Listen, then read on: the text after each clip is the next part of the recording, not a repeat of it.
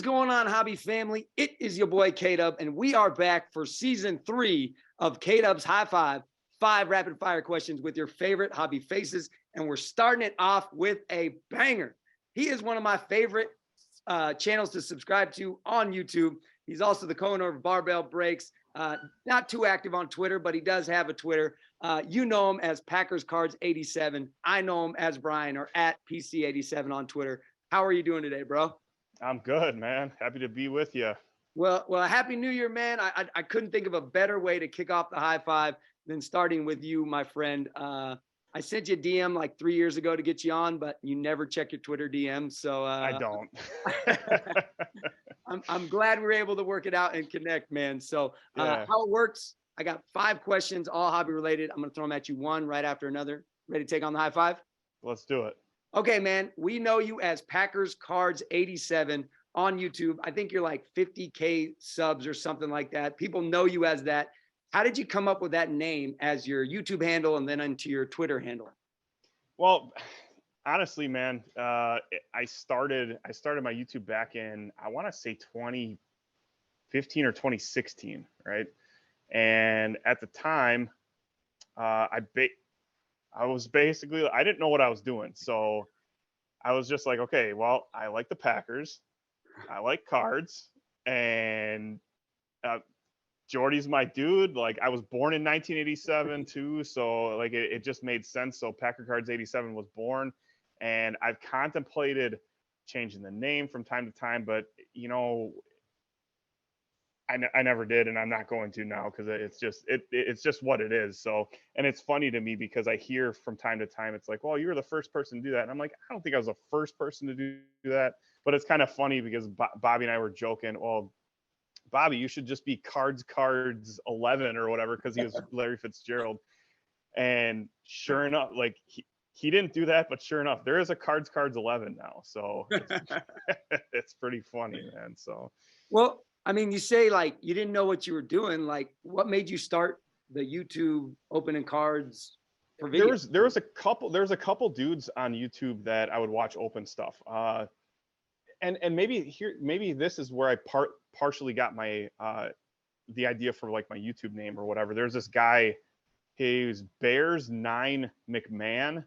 He's like he likes Jim McMahon. He's older dude, I think, whatever. I'd watch him open stuff, and I was like, this would be fun to, like, you know, record opening stuff, because it's that finding out with the person that's making the video, like what's in the pack, what's in the box, going through a box of cards, whatever it is. So, yeah, I guess that's kind of how it started. Like watching a couple of YouTubers that, and at the time it was like, well, they had like 800 subscribers, 900 subscribers. I was never looking for the subscribers or for, oh, I want to get this many subscribers, I want to, you know, do this, capitalize on X, Y, and Z. It was, no, man, it was all sharing the hobby. And it still is to this day, really, because I get reached out to from all these different companies of doing partnerships and stuff. And I'm like, you can take that. And I'm not doing that, you know. I'm not going to sell out to Whatnot or sell out to whoever else, you know. I'm not going to sell out to anybody. So you're not in it for the clout, man. But I will sell out to Barbell Breaks. I'll make sure you get your Barbell Breaks shout out, I promise. All right, man. Well, let's move on to the second question, which you can either answer it one of 2 ways, and you can do both if you want. Kind of personally collecting, like who have been some of the big influences in your life that got you into cards, started you into collecting, and then now shout out to Barbell Breaks. But now that you're in kind of the business side of the hobby, who have been kind of the guys you've looked to for that influence in the business side of the hobby? Well, I think, initially my older brothers collected. So back in, ever since I can remember, early 90s is when I could first start remembering stuff, right? And my brothers collected. They collected sets. I remember my oldest brother was putting together sets of Pro Set and possibly Score. Okay. Pro Set's the main one I remember. There was a bunch of different sets, and so I remember that. And then when I got old enough to ride my bike down to the card shop and buy my own cards. Then it was trading with my younger brothers and trading with my friends and trading with their friends. So it was that's my biggest kind of memory and what got me in initially. And obviously, you know, 12, 13, 14 years old, you start getting interested in other stuff. I got interested in bikes, and then it was cars, and then whatever else. Cards kind of took the back burner. And then I found my cards when I moved in, when I bought a house and moved into my house. Found my cards when I moved in, and I'm like, man, this used to be so much fun. Started buying cards from Walmart and Target, blaster boxes, 2015, 2014 Topps Chrome. That's what I started with. And then it kind of just evolved, found a card shop that was near me, and then it just blew up again. And it's like now, well, back then it was like $20 for a blaster, $40 for a hobby box of Topps Chrome. It's like, you can't go wrong with that, you know? Oh man. It's not that anymore, but getting back into it, that was awesome. So that was my influence from back then. And I guess the memories and the excitement of being young and having that as a hobby, and then all the experiences with finding the cards again, and it's still giving me that joy is kind of why I keep going. So that's what motivates me now, I guess. I mean, there's not really any individual that motivates me. It's kind of just the joy of it, I guess. Yeah. And now with Barbell Breaks, you're experiencing that joy, but also bringing the joy to others because you're getting cards just like you were pulling, you know what I'm saying? It's just the beauty of the circle hobby. I can't open that much product. And then when I get to do it for other people, it's like, you pull a big card, you get super excited because it's like, oh, I'm holding this card in my hand. And then you get super excited for the person that it's going to, because it's like, man, congratulations, dude. Absolutely. And that's one thing I love about watching you and your brother over at Barbell, man, is that the excitement that you guys bring to breaking, knowing that it's not about you guys, it's about the people who you're pulling the card for. So keep it up. I love it. I enjoy that. That's the kind of breaking I like to watch. So appreciate it, man. Yeah, as long as you don't bust out the half shirts, we're good, man. I mean, no half shirts. I mean, we do.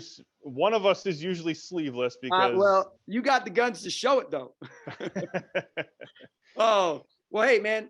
When you think about cards, you know, out there that you've always wanted, you know, we all have kind of the Grail cards that we're always in the back of our mind. Is there a Grail card out there for you that you've always wanted, and then what is that card and why? Man, I honestly, there's a couple of them, and one of them's probably attainable and one of them's probably not. I don't know where. Okay, 2008 Exquisite collection. Okay. Jordy Nelson NFL Shield autograph. Okay. That would be like the attainable one for me, and then the not so attainable one would probably be a 1957 Topps Bart Starr high grade, like an 8 or a 9 or something like that. I don't foresee myself ever getting that card, but a guy can dream, right? Heck yeah, man. This is a high five, man. That's all we do. That's all we do is dream on this. So yeah. I know that you got this affiliation with Jordy, man. What's up, Jordy? What is the tie to Jordy Nelson? I mean, is it just the fact that you liked him? I mean, was he playing when you started collecting? I mean, it sounds like you got back in the hobby in 2014. So he was a 2008, right? He was a 2008 rookie. So the start of me really being on the Jordy bandwagon was the Super Bowl versus the Steelers. When he went up and snatched that touchdown, I was like, this dude is something else. That was kind of his coming out party. He's like, hey, I'm here. Yeah. You had guys on the team like Donald Driver and Greg Jennings, and I'm missing some other guys, but you had receivers that were ahead of him and on the depth chart, and he kind of just shows up and is like, let me get that. Yeah. And from that point forward, I was just always a fan of the guy. That Rodgers to Jordy connection, that back shoulder fade, they were on the same page, and it was a thing of beauty to watch. When the guy was healthy, obviously he had some injuries during his career, but yeah, that's what it was. I still collect the dude to this day because I try to collect other players, and it just doesn't give me the same, Hmm. like, it doesn't derive the same joy from me collecting somebody else at this point in time. I mean, there's cards that I have, like some Aaron Rodgers cards and stuff, and Aaron Jones and some other guys on the Packers that that I like, obviously. But sure, being a super collector of one guy is just fun. So. Yeah. And I mean, he's kind of the ultimate Packer. I mean, when you think of Packer greats, I mean, Jordy Nelson has to come to mind, even though I don't think of Packer greats very often. And I remember the catch in the Super Bowl, but that's about the only thing I remember from that game. But it's a guy that is synonymous with the team, and so it's pretty cool to be able to collect him. And obviously, he's not a Rodgers or he's not a Favre or he's not a star. I mean, he's a guy that's hopefully a little bit more affordable than those guys. But yeah, yep. Love it. All right. Well, let's talk about the product. You mentioned 2014 Topps Chrome, which I love 2014 Topps Chrome. Is there a product out there for you, money not an option, that you would rip, no questions asked, and why? Why would that be your product of choice? Oh, money not an option. Okay, so for some reason, looking back on the cards that I found from when I was a kid, it went 1999, ton of 1999 stuff I opened. So I was 12 years old at the time. Yeah.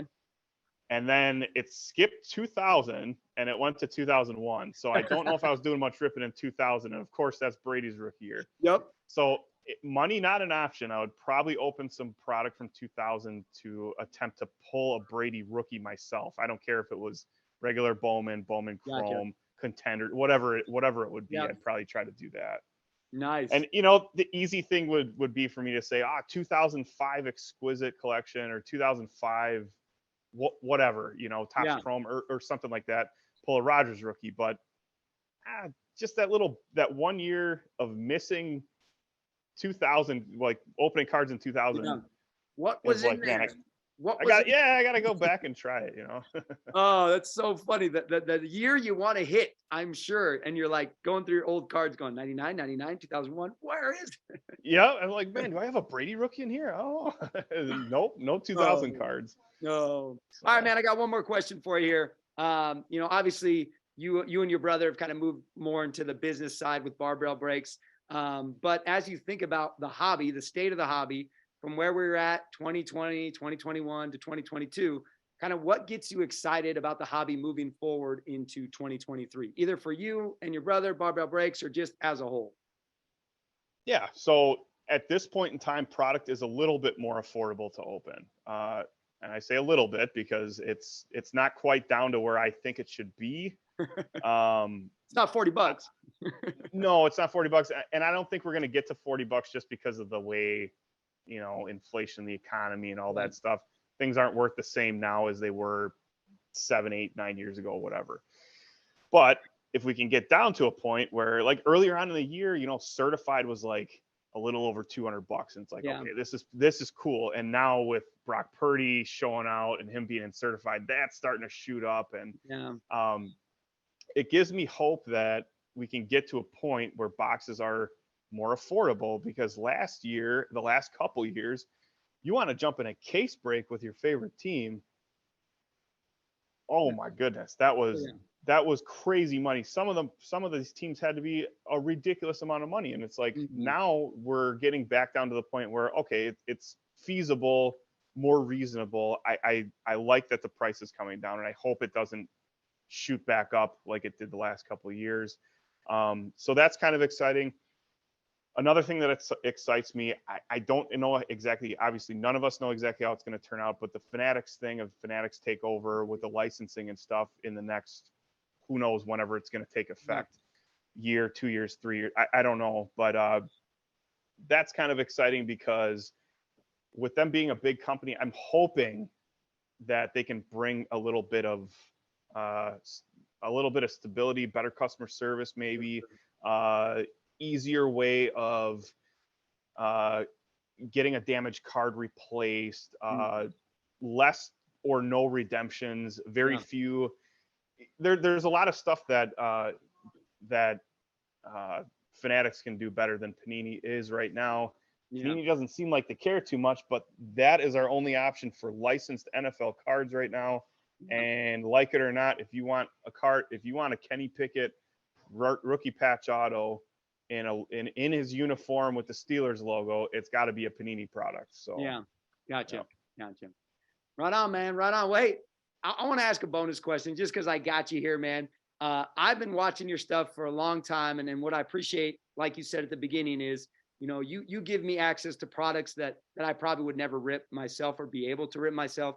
And I've shared this with your brother as well. But as you think back to your, 2015 to 2023 now, is there like a favorite pull that you've had in your journey on YouTube? Like a card, when you pulled it, you were like, yes, this is mine. I'm keeping it. It's going nowhere. I mean, does any come to mind? Putting you Oh on the spot, man. I know. Yeah, it's that. Let me see. I'm trying to go back through all of the. There's been so many of them, man. Like looking back to the 2019 Flawless with the Rob Gronkowski, No doubt. Nike swoosh auto. Yeah. Looking back to Prism one of ones that I've pulled. Man, I don't know if there's like one specific, because I can go back to. Did you hit a Kyler though? I did hit a Kyler. That was pretty cool. Oh, there was some really cool Kyler stuff. I kept hitting Kyler. Bobby's got them all now, but I kept hitting Kyler Murray like out of select. I hit a couple out of select. I remember that, and it was like, oh, this is going to my brother. Yeah. Oh man, it was the red optic rated rookie on card auto. That card, he still got that thing. That's sweet. So there's a bunch of good ones, but it's like, my favorite pull wasn't. I don't think it was a PC87 pull when I was making a video, because I pulled my first, and it wasn't for me because it was with Barbell Breaks, but the Jordy Nelson patch auto that I pulled. Oh yeah. It was like, no, I finally did it. I opened hundreds and hundreds of boxes at that point. Never pulled a Jordy auto. Yeah. I've got 200 or 300 or whatever, however many I have now. I don't even know. Yeah. Finally pulled one with my own two hands, and I ended up making a deal with Tyler, another Packer fan, to buy the card off. No, I traded him something for it. Okay, so. gotcha. Yeah. I mean, you pull your own, you got to keep it. I mean, you had to acquire it somehow. So. Right. Yep. Yeah. I traded heavy for it, and yeah. I wouldn't do it over. I wouldn't do it over any other way. So. Yeah. Awesome. Well, hey man, we cleared the list. We got a high five at the end of high five. Throw it up. Throw it up. Boom. You can check out Brian on YouTube, Packers Cards 87, also PC 87 on Twitter. Make sure to check out Barbell Breaks. I will put their link in the description of this video. Also, I never tell people to do this, but subscribe to the channel, DizzyDub1. You can follow me on Twitter at Mr. K-Dub. Hey, we got some endorsers this year. Rack of the Day on Twitter, as well as Buck City Breaks, have become endorsers of the high five. So shout out to those dudes. Always remember, be the good. Thanks so much for joining me, man. We got season 3, and we'll catch you guys next time on the next high five. Thanks for having me, man.